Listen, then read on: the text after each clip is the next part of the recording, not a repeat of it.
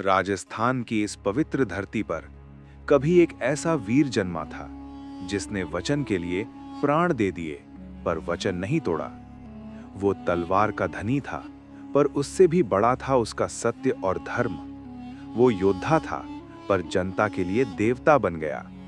आज भी राजस्थान, मध्य प्रदेश और हरियाणा के हजारों गांवों में जब सांप काटता है तो लोग अस्पताल नहीं, तेजाजी महाराज के थान पर जाते हैं। और आस्था कहती है, जहां सच्चा विश्वास हो वहां विष भी हार जाता है। ये कहानी है राजस्थान के लोक देवता वीर तेजाजी महाराज की। लगभग 12वीं शताब्दी का राजस्थान। उस समय ये भूमि कई छोटे छोटे राज्यों में बटी हुई थी। चारों ओर राजपूत वीरों का पराक्रम और युद्धों की गाथाएं गूंजती थीं। लेकिन इसी धरती पर कभी कभी ऐसे वीर भी जन्म लेते थे जो केवल तलवार से नहीं बल्कि धर्म और वचन से इतिहास बनाते थे। राजस्थान के नागौर जिले में एक छोटा सा गांव था, खरनाल।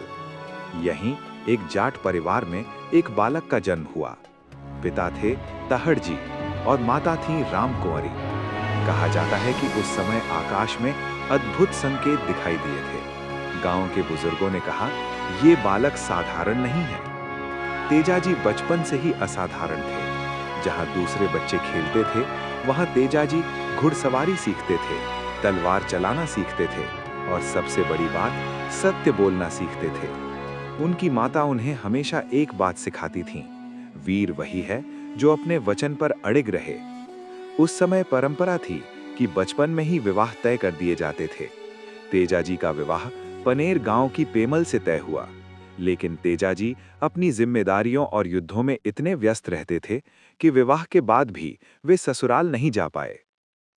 पनेर गांव में पेमल रोज रास्ते की ओर देखती, क्या आज तेजाजी आएंगे, क्या आज घोड़े की टाप सुनाई देगी। लेकिन समय बीतता गया। एक दिन तेजाजी ने निश्चय किया, अब उन्हें पनेर जाना ही होगा। उन्होंने घोड़ी तैयार किया और यात्रा शुरू की। उन्हें पता नहीं था कि ये यात्रा इतिहास बन जाएगी।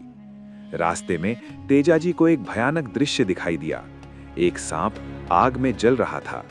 तेजाजी ने तुरंत उस आग को बुझाया और सांप को बचा लिया। लेकिन सांप क्रोधित था। उसने कहा, तुमने मेरे भोजन को जला दिया, मैं तुम्हें डसूंगा। तेजाजी ने शांत स्वर में कहा, मैं अभी एक जरूरी काम से जा रहा हूं, वापस आते समय मैं खुद तुम्हारे पास आऊंगा। सांप हंस पड़ा, क्योंकि आज तक कोई मनुष्य मौत के पास खुद नहीं लौटता। तेजाजी आखिरकार पनेर पहुंचे, लेकिन वहां एक नई समस्या उनका इंतजार कर रही थी। पनेर गांव पर डाकुओं ने हमला कर दिया।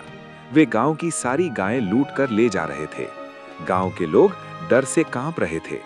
तभी तेजाजी आगे बढ़े, अकेले ही डाकुओं का पीछा किया।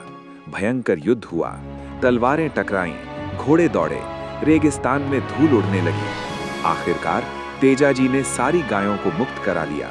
लेकिन इस युद्ध में उनके शरीर पर कई गहरे घाव हो गए। घायल अवस्था में जब तेजाजी लौट रहे थे, तभी उन्हें याद आया, उन्होंने सांप को वचन दिया था। अब वे चाहें तो चुपचाप घर जा सकते थे। लेकिन तेजाजी ऐसे नहीं थे। तेजाजी वापस उसी स्थान पर पहुंचे। सांप हैरान रह गया। तेजाजी का शरीर घावों से भरा था। सांप बोला, तुम्हारे शरीर पर कहीं जगह नहीं है, मैं कहां डसूं? तेजाजी मुस्कुराए और अपनी जीभ बाहर निकाल दी।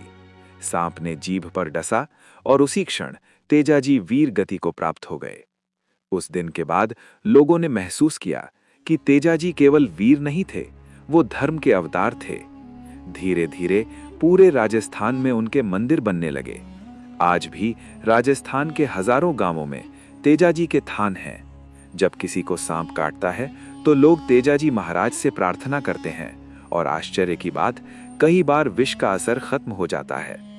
हर साल भाद्रपद शुक्ल दशमी को तेजाजी महाराज का विशाल मेला लगता है। इसे तेजा दशमी कहा जाता है। लाखों श्रद्धालु उनके दर्शन करने आते हैं।